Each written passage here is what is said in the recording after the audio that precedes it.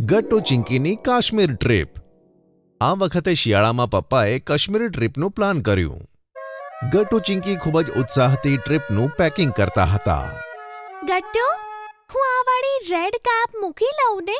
ત્યાં તો કેટલી ઠંડી હશે. નહીં તો શું ચિંકી, હું તો મારા બૂટ્સ પણ મૂકીશ અને ગ્લવ્સ પણ. ત્યાં બરફ પડશે, બરફ. અને આપણે બરફનો સ્નોમેન બનાવીશું. યે! હું તો બહુ એક્સાઇટેડ છું ચિંકી. બસ એક દિવસ વધારે પછી આપણે ટ્રેનથી કાશ્મીર જઈશું. ગટ્ટુ ચિંકીને ઉત્સાહમાં તો રાત્રે ઊંઘ પણ નહોતી આવી. બીજા દિવસે તેઓ મમ્મી પપ્પા સાથે ટ્રેનમાં બેસી જાય છે કાશ્મીર જવા માટે. પણ ટ્રેનમાં મળે છે તેમને એવા ફ્રેન્ડ્સ કે જેમના કારણે તેમની આ ટ્રીપ ખૂબ મજેદાર થઈ જાય છે. અરે ચિંકી, પેલું જો, આપણી સામેની સીટમાં જે છોકરો બેઠો છે તે પણ લાગે છે કાશ્મીર જઈ રહ્યો છે. હા, કદાચ. ગટ્ટુ, શું આપણે તેની સાથે મિત્રતા કરીએ? ગટ્ટુ માથું હલાવી હા પાડે છે. પછી ચિંકી તે બાળકને કહે છે, શું તું પણ કાશ્મીર જાય છે? શું? ના, હું તો કાશ્મીરમાં જ રહું છું. આ સાંભળી ગટ્ટુ ચિંકી હેરાન થઈ જાય છે. થોડી વારમાં મમ્મી પપ્પાની તે બાળકના મમ્મી પપ્પા સાથે પણ દોસ્તી થાય છે. ત્યારે ગટ્ટુ ચિંકીને ખબર પડે છે કે કાશ્મીરમાં તેમનો પોતાનો એક હોમ સ્ટે છે. આ તો બહુ સારી વાત છે. પછી તો અમે તમારા હોમ સ્ટેમાં જ રોકાઈશું.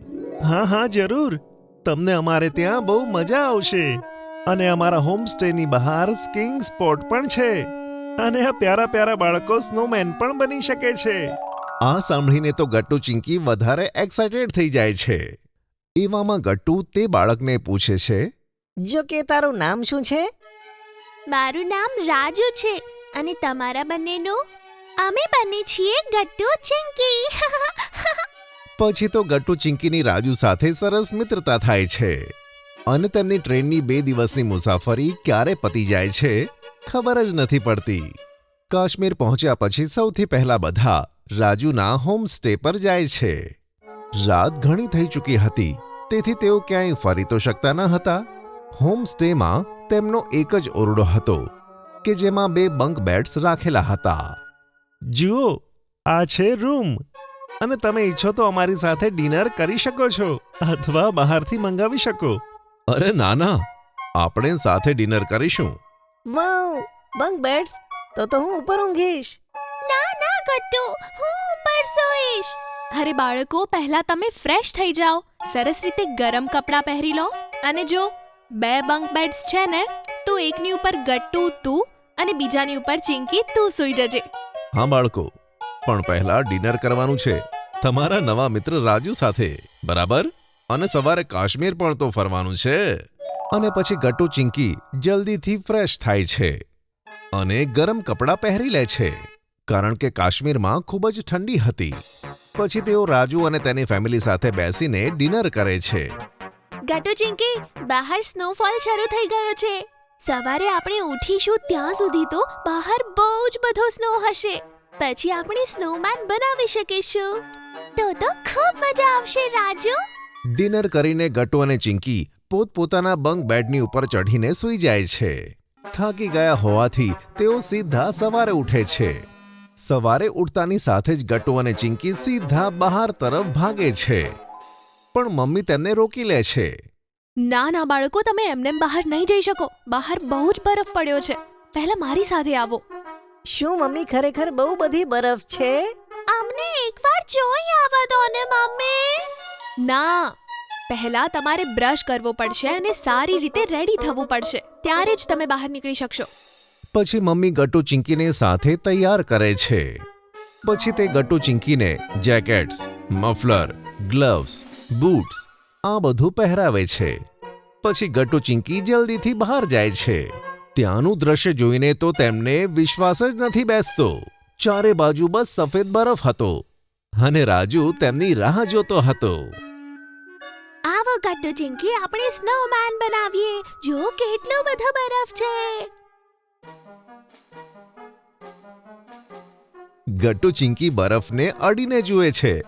તેમને તો વિશ્વાસ જ નથી બેસતો. તેઓ રાજુની સાથે મળીને એક મોટો સ્નોમેન બનાવે છે.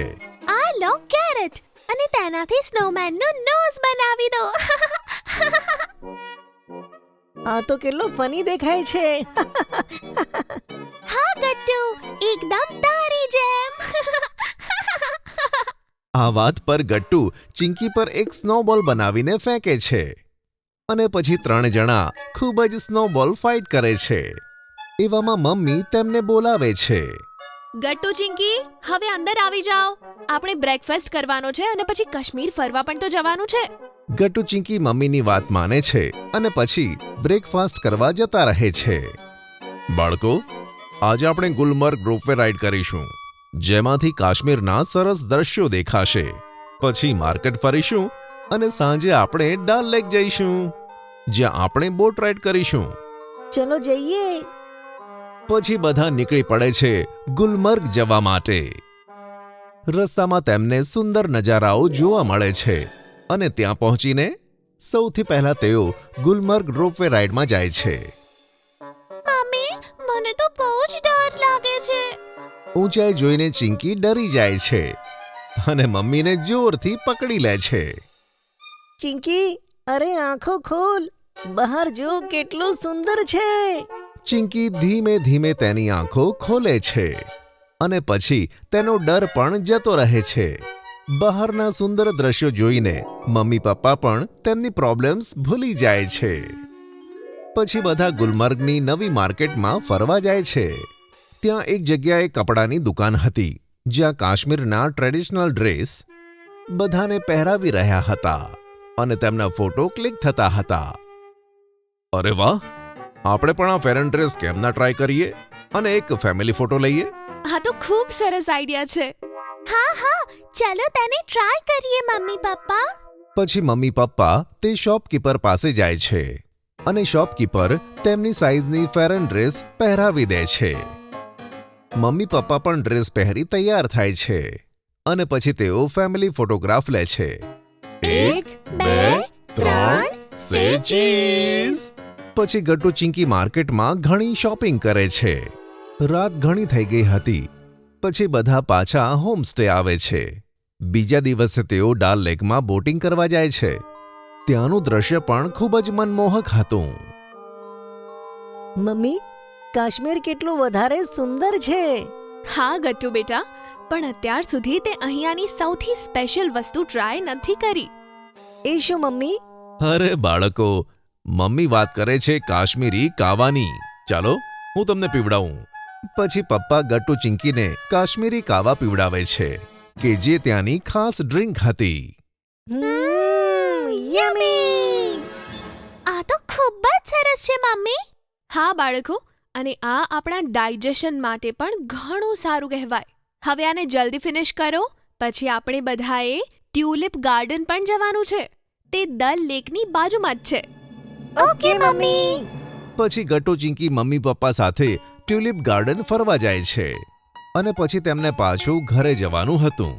પણ ગટ્ટુ ચિંકીનું મન તો કાશ્મીરમાં જ લાગી ગયું હતું.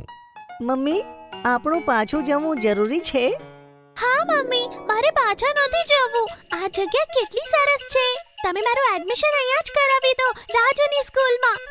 અરે, આવું કેવી રીતે થાય ચિંકી? હા બાળકો, તમે લોકો અહીંયા રહેશો તો તમારા ફ્રેન્ડ્સનું શું થશે? અને તમે લોકો માર્કેટમાંથી તેમના માટે જે ગિફ્ટ લાવ્યા છો તે તેમને કેવી રીતે આપશો?